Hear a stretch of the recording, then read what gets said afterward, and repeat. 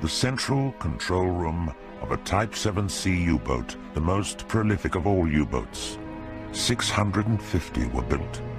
This is the only fully equipped example remaining today. Inside this deadly fighting machine, 44 crew members lived alongside their weapons of war for days on end in cramped and often squalid conditions. 40,000 men went to war in these machines in World War II. 30,000 were to die in their iron coffins. They suffered the highest mortality rate of any fighting unit in the history of war. British Prime Minister Winston Churchill later wrote, "The threat the U-boats posed in the Atlantic was the only thing that ever really frightened me during the war. On their defeat hung the outcome of World War II." The Battle of the Atlantic was unique in terms of naval operations. What it really was a 6-year struggle for control of the sea lines of communications between North America and Great Britain. This is the man who created and directed Germany's U-boat fleet in World War II.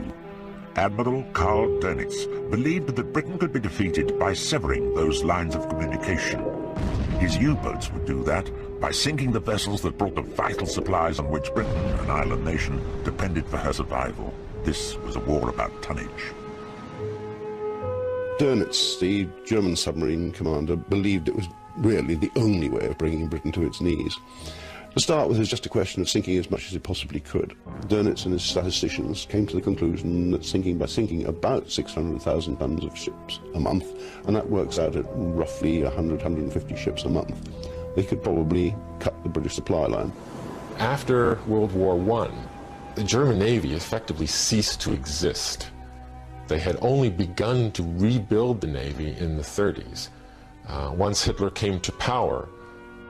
But at the time war broke out, they really lacked anything like the kind of resources necessary to fight a war with Great Britain. Dönitz had said, if we have war with Britain, give me 300 U-boats and I'll be able to beat her. When war broke out, he had 57 boats.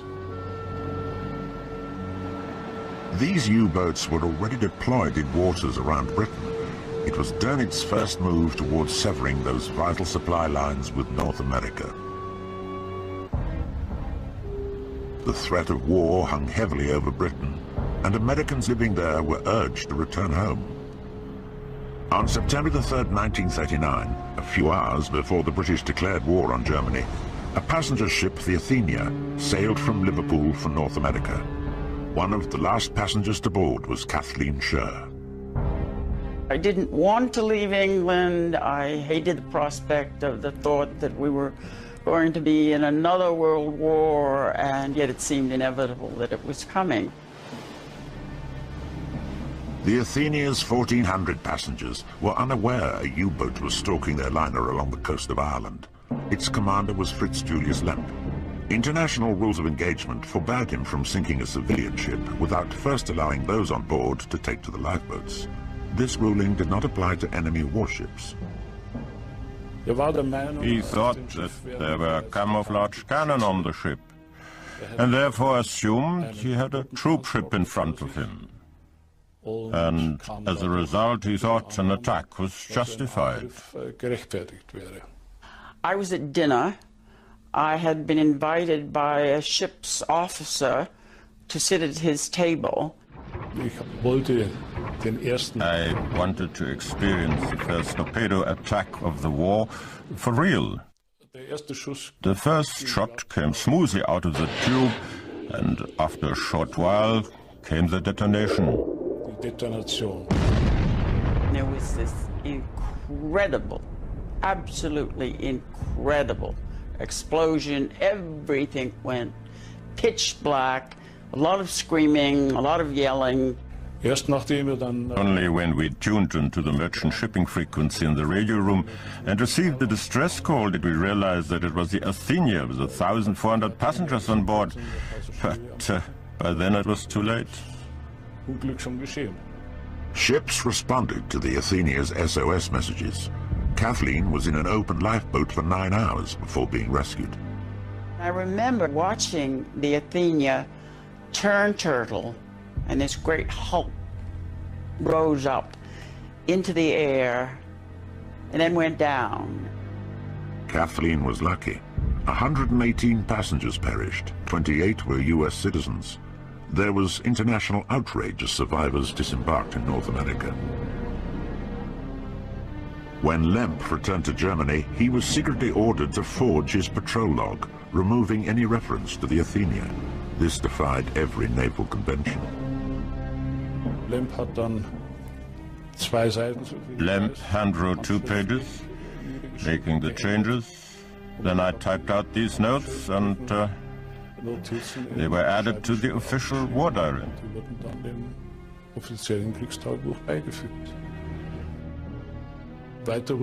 After that, the whole crew was assembled and put under the strictest oath. It even went as far as forbidding us to reveal anything with a gesture or facial expression.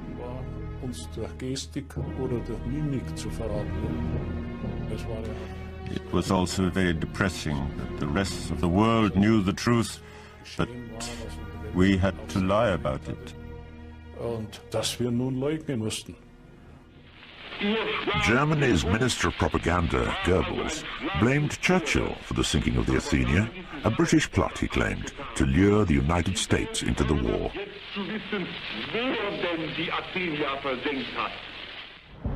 In London, reaction to the Athenia tragedy was immediate. Convoying, a system pioneered by the British in World War I, was introduced, in which merchant ships traveled together under armed naval escort. These escorts only operated for 200 miles out into the Atlantic, initially the limit of the U-boat threat. But the Royal Navy were unprepared. They had few escort ships. Also, the Admiralty were dangerously dependent on a system for detecting submarines known as ASDIC. This was an early sonar device, which still lacked range and accuracy. One escort captain who served in the Atlantic right through the war and sank 3 U-boats was Sir Robert Atkinson. In the early days, we had very little equipment, little training, great enthusiasm, but I would say that is about all. The Germans were much more prepared than we were. We were defending rather than attacking. They had the initiative. We had very untrained merchant seamen, very fine men, but they were not accustomed to convoy duty. Air protection for the convoys against U-boat attacks was the responsibility of RAF Coastal Command. They were also ill-equipped. The experience of the First World War was that U-boats were very reluctant to attack any ship or convoy which had air cover. So everything possible was used to give cover to shipping approaching these shores. Such aircraft as we had no means of searching for U-boats other than the pilot side. They had no reasonable navigation facilities, and they had no means of attacking a U-boat if they found one. As Britain faced the realities of a major war and began to build up its fighting resources, one man early on was looking to a distant shore for help in the conflict. Winston Churchill, First Lord of the Admiralty at the beginning of the war, was already developing relationships with the USA and its president, Franklin D. Roosevelt. He wanted to help his British allies, but faced opposition. There was a very strong isolationist feeling. It developed partly because of World War I, where there was a group that felt that we had no business entering in the European war. Nevertheless, we did get into it. In World War II, this group was even stronger, and it had control of Congress. It was not a political thing. It was an internal feeling that the war in Europe is not our war, and we should let them fight it out and not involve ourselves. I'm wishing for the avoidance for my country of the heartbreak that can be America's only reward for participation in another European mess. Roosevelt had to go forward very, very gradually, never announcing a major change of policy, but simply moving forward step by step in the way of help over armaments and other supplies, and he moved with great circumspection. His first step was to revise America's Neutrality Act in late 1939. which ended a US embargo on supplying arms to the warring factions. It now allowed trade with them all on a cash-and-carry basis. In reality, this was designed to favor Britain and France because they had control of the sea lanes to America. It was this broad expanse of water along Canada's eastern seaboard that became the main assembly point for getting those vital American goods to Britain. Canadian support for Britain's fight against Hitler had been absolute from day one of the war, and the deep water port of Halifax, Nova Scotia, was of critical importance. It was the central port on the Atlantic coast from which convoys were formed up for the long trek across the treacherous Atlantic to Great Britain. The term escort can apply either to the individual warship or to a screen consisting of a number of warships. And the principle of convoy protection was really the safe and timely arrival of the convoy. And that means that the escort would really not want to leave that convoy to go chasing after submarines. And that's why quite frequently escort commanders did not have a high number of submarine kills, because their duty was to press the submarine down, that is, keep it underwater where it was out of contact with the convoy, moving more slowly. It was not the submarines killed which was important for the escort. It was the amount of shipping safely transported across the ocean. This was the U-boat that terrorized those North Atlantic convoys, the Type 7C. A submersible rather than a submarine, it traveled on the surface for 90% of the time. With a maximum speed of over 17 knots from its twin diesel engines, it could outpace many of the defending escort ships. But when it submerged and became dependent on its electric motors for propulsion, its speed was halved. The Type 7C was that which Dönitz personally preferred because they were most suited for convoy battles in the North Atlantic. They were very maneuverable, especially underwater, and that was something that Dönitz considered very important. They would spend a patrol of perhaps 4 to 5 weeks in the North Atlantic, engaged in convoy operations. The commanders of Type 7Cs tended to be younger men, and the Type 7s themselves embodied the virtues of younger commanders. More energetic, more prone to the offensive, greater optimism. All these are reflected in the use of the Type 7C. The Type 7C brought immediate success, and the era of the U-boat aces began. Only 2 weeks into the war, Otto Schuart sank the British carrier Courageous. 500 died. 3 weeks later, Gunther Prien and his crew, in a daring raid against the British Grand Fleet moored at Scapa Flow, sank the battleship Royal Oak. 800 died. It was a propaganda coup. Prien and his men were the toast of Germany. In Berlin, they were awarded Iron Crosses, and Prien addressed the nation. Wir haben uns durchgemogelt durch die Überwachung und waren plötzlich drin. Drin im Hafen von Scapa Flow, wie im Hafen der englischen Seemacht. Where Ace Prien led, others followed. The most celebrated U-boat commander of all, the tonnage king, was Otto Kretschmer. He sank 38 Allied ships. My father had been an officer in World War I.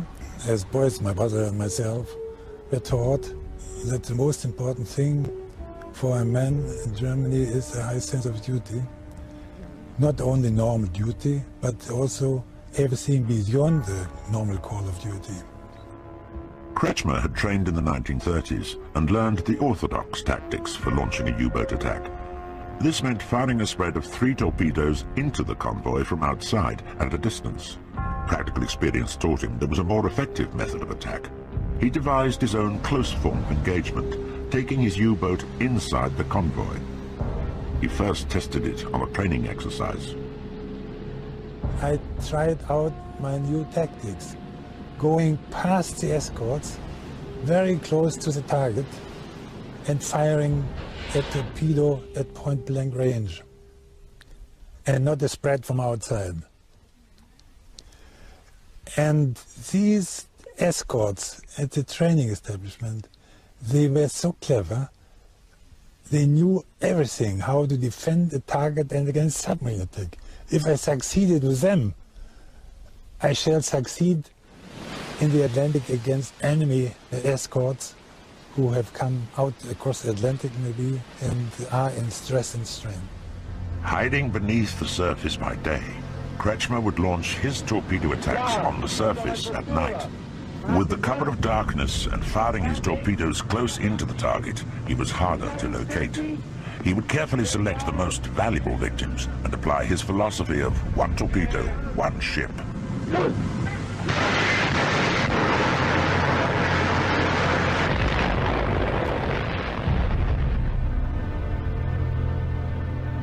Volmar Koenig served under the command of Kretschmer in his boat U-99 and witnessed firsthand the ace in action. Lieutenant Commander Kretschmer was very intelligent and shrewd. He had developed the tactics of going into the convoy on the surface to the utmost. You have to be very, very cold-blooded to do this. All the lights on and the burning tankers and searchlights, and you stay on the surface. You don't dodge. That's very important. And he did this to perfection.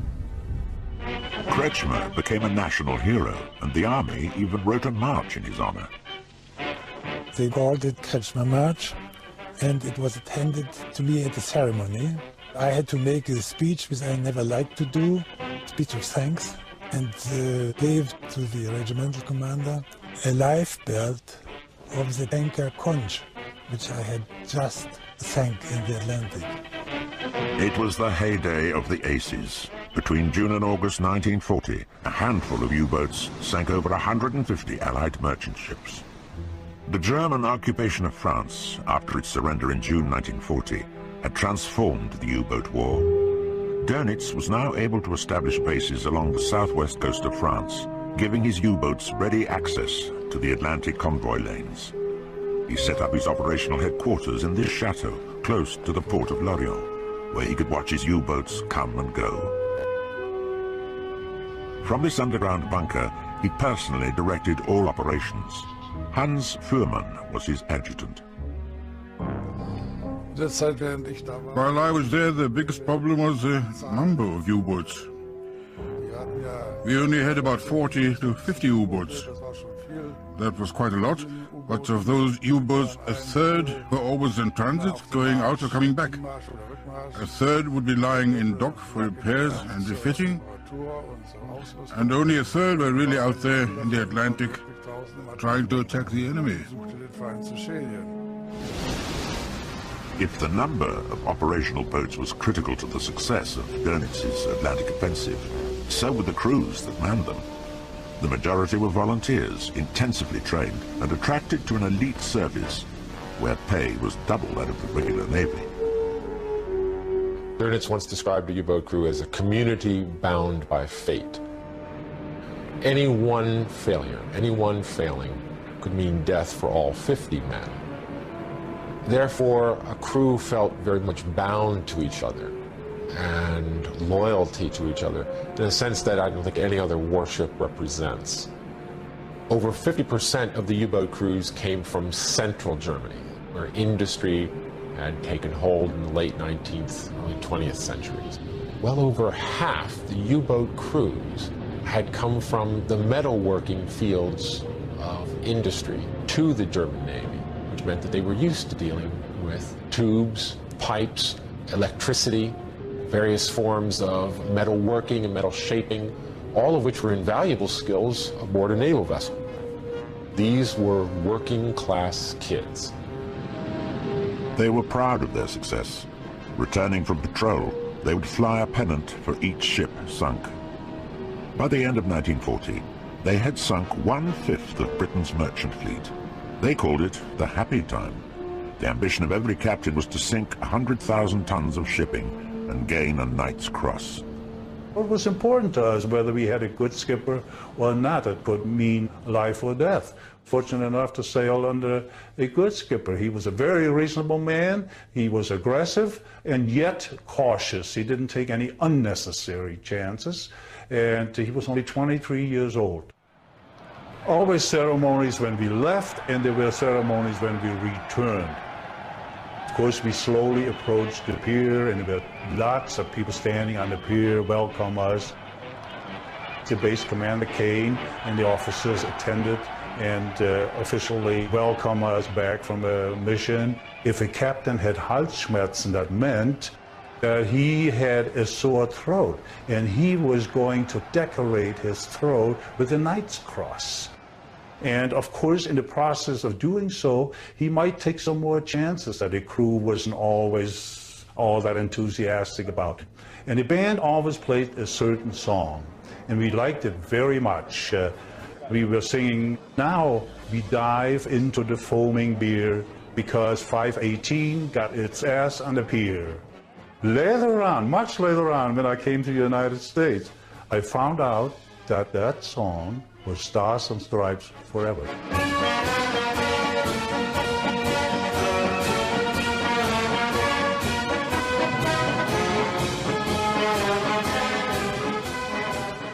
Well, of course, when we got ashore, the drinks and the beer in particular, it tasted very good because there was no drinking on the submarine.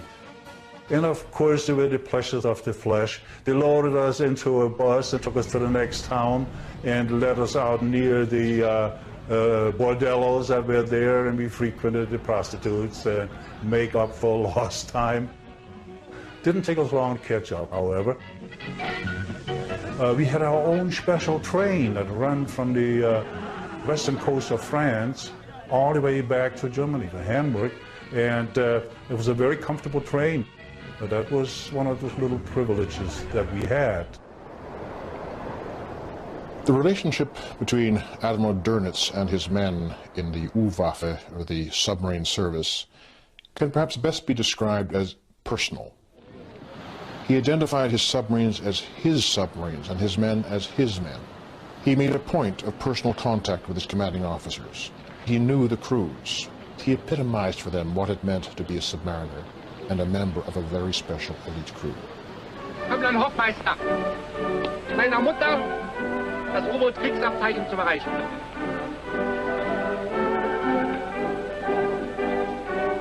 Kämpfen heißt opfern und ziehen. Der Kampf geht weiter. The basis of Dönitz's philosophy was an idea which had started very late in World War I. The idea was to use not single submarines, but submarines in groups. Submarine command normally had no aircraft for reconnaissance. The submarines had to reconnoiter themselves. The U-boats were positioned in the Atlantic and so-called reconnaissance lines. But there were several U-boats stationed at various points within a particular area where they could keep a watchful eye on the traffic flow, and when a U-boat sighted a convoy, it then sent a radio signal giving the precise coordinates of the convoy, how many knots it was doing and how many ships there were. Then all the other U-boats would mount a combined attack on the convoy, and we call that the wolf pack strategy.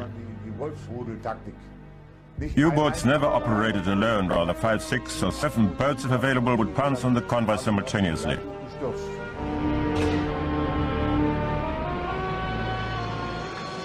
It was first called group tactics. About the end of the year 1939, I got into a train and entered the restaurant car. I saw Dönitz with some other officers sitting there for dinner. Dönitz said the submarine force really needed a slogan. And then he took his table napkin and put down some words. U-Boote sind die Wölfe zur See, angreifen, reißen, versenken. U-boats are the wolves at sea, attack, tear, sink.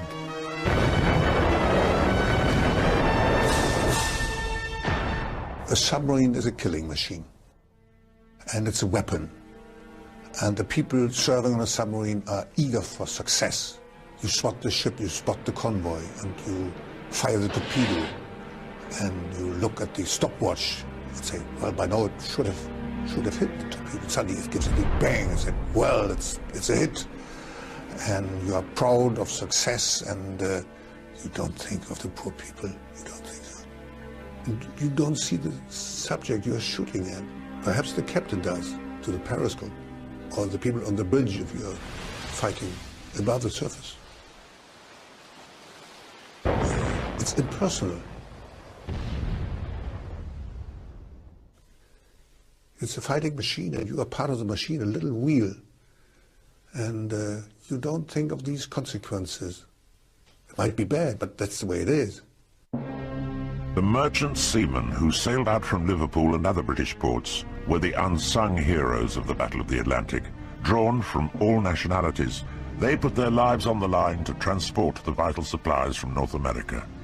30,000 paid the ultimate price. Well, to be torpedoed is a very horrifying experience. Now, depending on what type of merchant ship you're on, if you're loaded with explosives and you're hit with a torpedo, there's one big explosion. The ship disintegrates, and there's usually no survivors.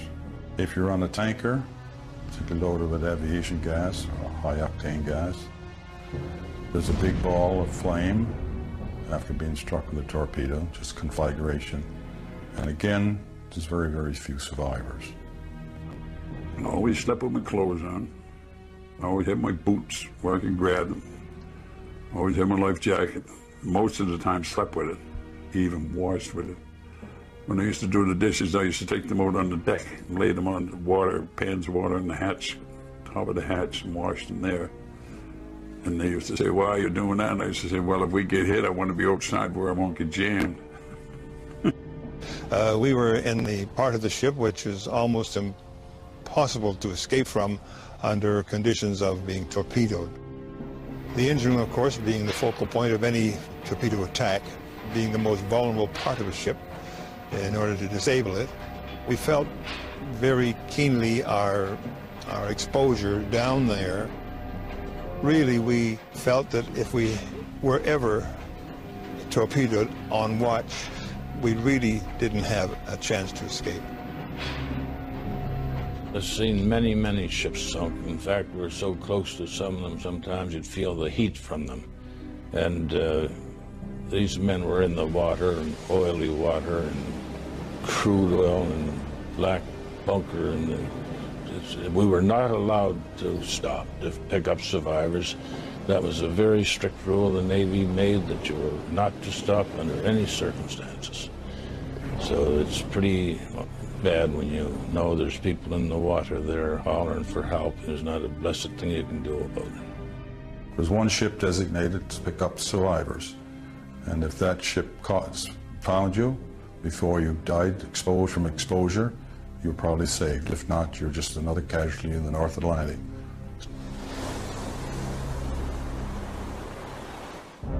In the heart of London, at Churchill's secret underground headquarters, the crippling loss of ships, supplies and lives was painfully apparent. There was a desperate need for additional escort ships to help protect the convoys. One of Churchill's first acts as Prime Minister was to ask Roosevelt for assistance. A deal was finally struck. In return for leases on 8 Caribbean islands, Britain got 50 Great War American destroyers. An unequal exchange, many said. The ships were in poor shape. But for the first time, it meant an open, official U.S. commitment to Britain's cause. 6 months later, Roosevelt came to the rescue in decisive manner when Britain no longer had the cash to pay for its American supplies. Roosevelt had to come up with a different means of helping his ally, Winston Churchill, and it was the Lend-Lease Bill.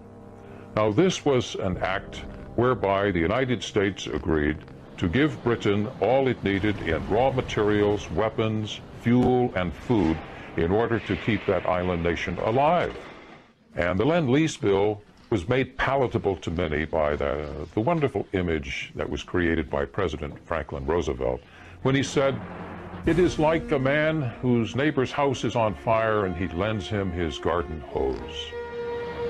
The Lend-Lease Bill meant Britain could draw on American war supplies without having to pay cash, a Above all, it guaranteed a supply of cargo vessels to challenge Dönitz's declared goal of sinking Allied merchant ships more rapidly than they could be replaced.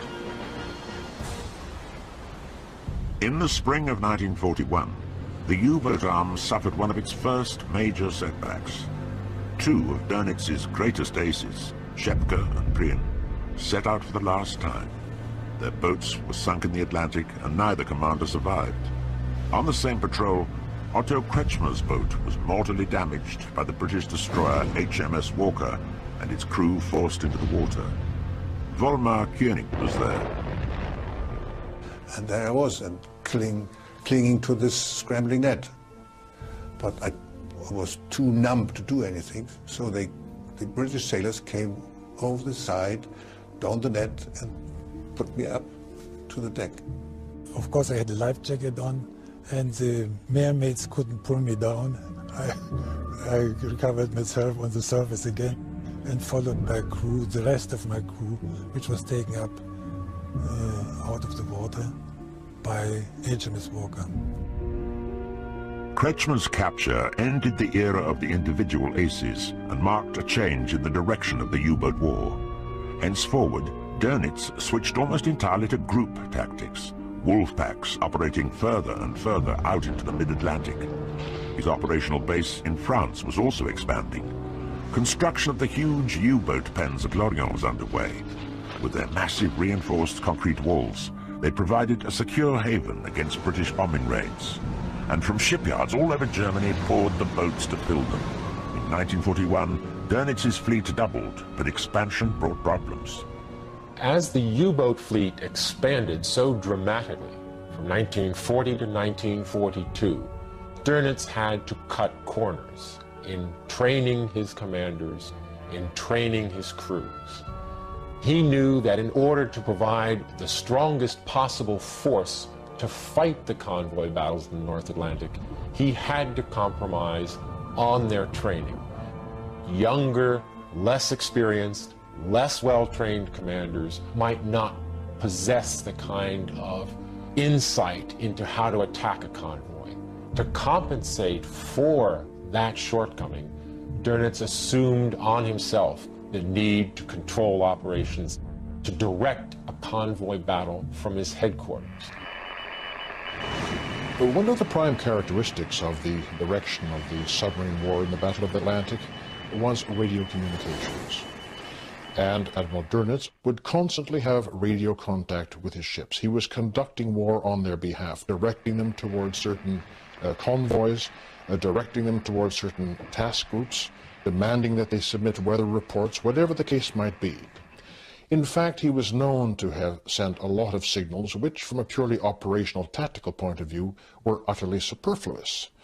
And sometimes it seemed as though he himself really didn't understand the risks he was asking his commanders to undertake. Frequently, in replying to these signals, the submariners were exposing themselves needlessly to danger. British naval intelligence knew in World War I everything about the position of German U-boats, because also of the radio chatter. They took bearings, they knew where they were. Locating the position of the enemy by tuning into his radio signals had been written about in an obscure English publication in 1931. Kretschmer had discovered this book during his midshipman training and not forgotten its lessons. Some of the chapters gave me so much information about submarine war. First of all, not to use the radio, to keep radio silence, and know how efficient British naval intelligence was. In a leafy suburb 50 miles north of London lay hidden one of the most powerful and secret weapons of World War II, the British government's communications headquarters at Bletchley Park. Their highest priority was to crack the German naval code. This machine lay at the heart of that code. Every U-boat had one. It ciphered and deciphered all the secret messages that passed between Dönitz and his U-boats. It was considered impregnable. The British called it Enigma. The German cryptologists had taken their steps to protect their messages with the very invention of the Enigma cipher system. The number of combinations was, it has recently been calculated, greater than the number of atoms in the known universe, and would have taken many more eons than the universe has been in existence to come up with a possible correct answer. Inside this Edwardian mansion, the Bletchley Park codebreakers began the seemingly impossible task of trying to break the Enigma cyber system. At the beginning of the war, 70 people worked here. That number was to grow to 12,000. The people at Bletchley Park were mostly intellectuals. Many of them were expert chess players, mathematicians, linguists, and a few professional cryptographers. It's important to understand that the breaking of the German naval Enigma was a much more difficult problem than the breaking of the German Air Force or Army Enigma. The reason was that the German naval Enigma was set up by keying books, which told you which order the rotors should be put in and where their starting positions were and a number of the other keying variables. It wasn't possible, really, to crack the Enigma without the knowledge of the keying variables organized in this book. In the middle of 1941, Harry Hinsley, a young undergraduate, had the idea that it might be possible to capture some of the keying books from some German weather ships, which were isolated to the northeast of Iceland. The Germans were keeping weather trawlers up among the icebergs. We knew their positions. And most important of all, though this was a guess on my part, that they carried the Enigma. And with that information, the Admiralty went and captured a trawler. It was a stroke of fortune that the Germans had the Enigma in those little ships, little fishing ships. It was unbelievable. I couldn't believe my eyes when I thought, well, they've got the Enigma. I could hardly believe myself. But they had. That was an amazing, amazing stroke of luck. Further treasures were about to be recovered from the Atlantic to help the codebreakers crack the Enigma system. U-110, under the command of Fritz Julius Lemp, who sank the Athenia on the first day of the war, was blown to the surface by a Royal Navy escort group. For David Baum, it was to be the most important day of his life. Well, I was the sub-lieutenant, aged 20, in HMS Bulldog, which was the leader of a third escort group in the Atlantic. We were there, and a Brescia and the HMS Broadway, an old American destroyer which had been given to us. We all opened fire with all our guns on U-110. The object being to rattle the crew, to get them to abandon ship. Lemp saw a destroyer clearing directly towards us. One of the destroyers was the Bulldog, and the other one was the Broadway. At the last moment, the Broadway got an order from the Bulldog to abort the ramming. Abzusetzen. Captain Baker Cresswell, captain of Bulldog, shouted through the megaphone, don't ram, because he wanted to preserve U-110 and just stop Broadway from ramming her. Aborting the ramming at the last minute is fatal for us, because Lemp had assumed that they would cut us in half, so everyone had to get out. And in this situation, he of course shouted down, get out, out, out. And when we radio operators asked, what about the secret papers and so on, he said, leave it all in there, get out, out, out. He tried to save the life of every single man. When we were in the water and the boat didn't sink, then it was too late to do anything about it. We could see Brescia was told to pick up all survivors. They picked up all the German crew, dropped them down below immediately, so they couldn't see what was going on. And my captain ordered a way-armed boarding party and told me to take charge of it. They rowed over to the stricken sub, with David at the helm, not knowing whether demolition charges had been set or German crew members were still on board. David courageously went down inside the submarine ahead of his team. The hatch going down below was closed. I don't know why it was closed, but it was closed. I opened it up. Didn't seem to be anybody there, so I went down. But there was a very vulnerable moment there, because bottom first, with both hands on the ladder, vertical ladder, revolver holstered, and I was a sitting target for anybody down below. I looked both ends of the ship.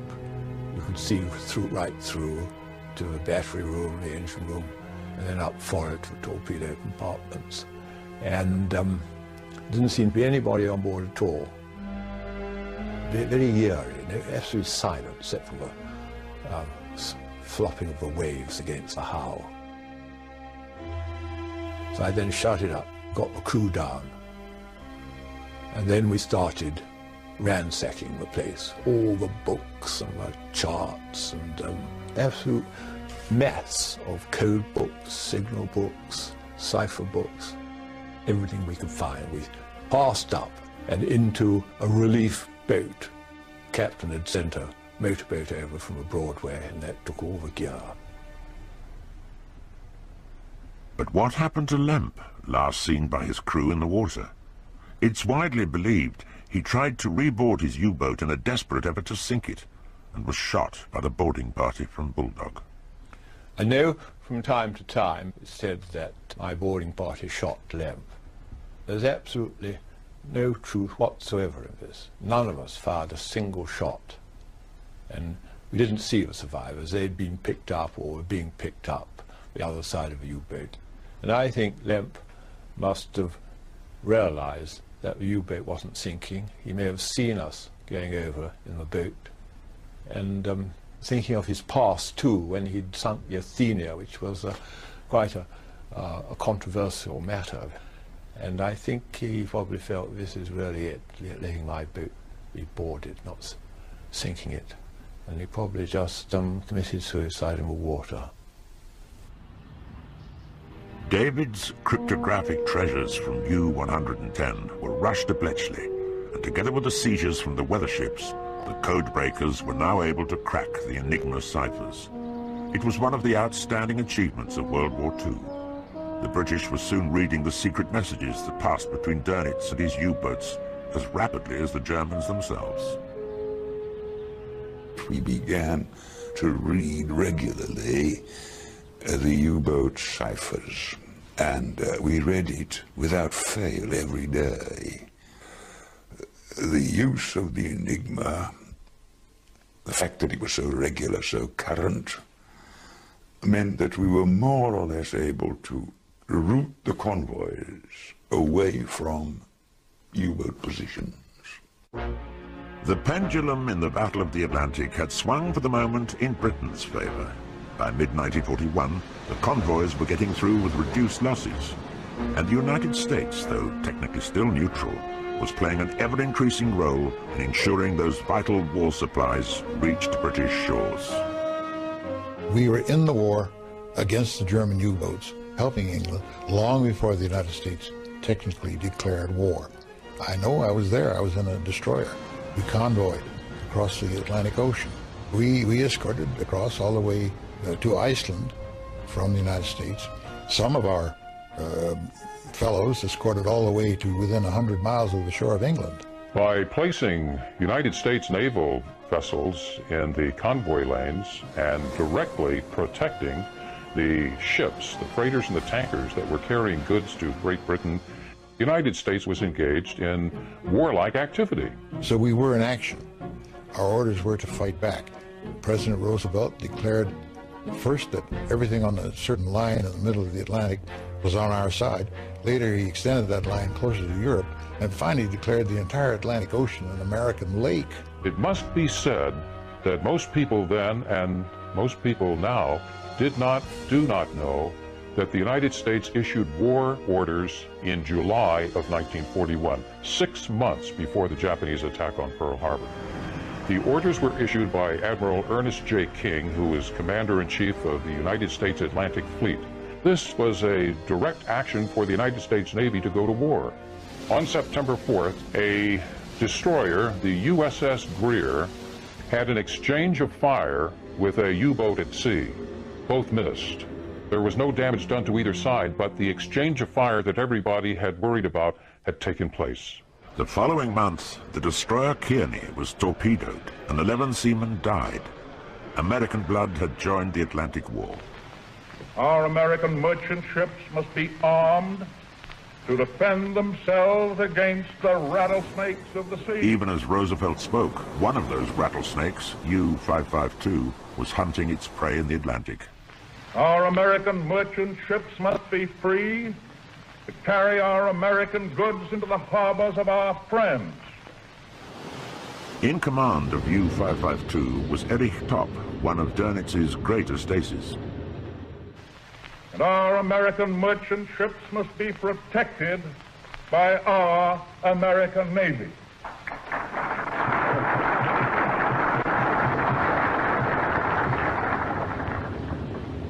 It can never be doubted that the goods will be delivered by this nation, whose Navy believes in the tradition of damn the torpedoes, full speed ahead. 4 days after Roosevelt's speech, Topp torpedoed the American destroyer Reuben James. It was the first U.S. Navy vessel to be lost in World War II. 2/3 of the ship's company died. As far as I was concerned, the Reuben James was a British destroyer protecting a British convoy. And therefore, I had no qualms about attacking her. Several days later, I heard on American radio that an American destroyer, the Reuben James, had been sunk. And I realized just how politically explosive this matter was. 110 lives were lost in this catastrophe. And you could say they were murdered in the most horrific way imaginable. People were swimming around in oil, on fire. It was appalling. At least 2/3 of the crew. I was haunted by this image, and I spent days and nights thinking about it, unable to change what had happened. From my point of view, I felt guilty that I might have started a war with the Americans. Topp did not, but the Japanese did. Out of the blue Hawaiian skies, 5 weeks later, they rained devastation on the American battle fleet at Pearl Harbor, sinking or seriously damaging 18 ships and killing over 2,000. Overnight, after December 7, 1941, the entire American nation rose up in wrath against the Japanese. But there was no commitment in Congress to declare war against Nazi Germany. It took Germany to declare war on us to bring us into war with that power. And many people think that next to Hitler's invasion of the Soviet Union in June of 1941, this was his biggest mistake. On December 11th, 4 days after Pearl Harbor, Hitler unilaterally, gratuitously, with no sound reason, declared war against the United States. But that declaration of war against the USA, far from creating despondency in the U-boat arm, was celebrated. There was great elation in the German Navy because for months they had had to fight with an arm tied behind their back against the American destroyers that were escorting British convoys across the Atlantic east and west. Now, the commanders were free to launch torpedoes at every warship they saw in the Atlantic. There was no holding back because of the Americans.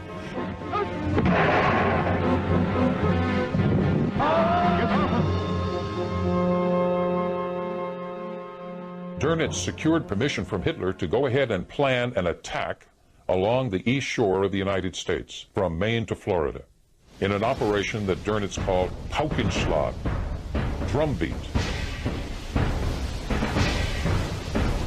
Now, Admiral Dönitz thought that his U-boats would have no problem with the United States Navy because they were untrained and unprepared, and in Dönitz's view, and certainly that of Hitler too, the United States Navy was unprofessional. The German High Command had a very poor regard for the American fighting man. Did not think that the American had the stomach for a fight. Did not think that the Americans would be able effectively to turn back those U-boats, to bloody their noses. Rather thought that the U-boats would bloody the American Navy's noses. And they were right.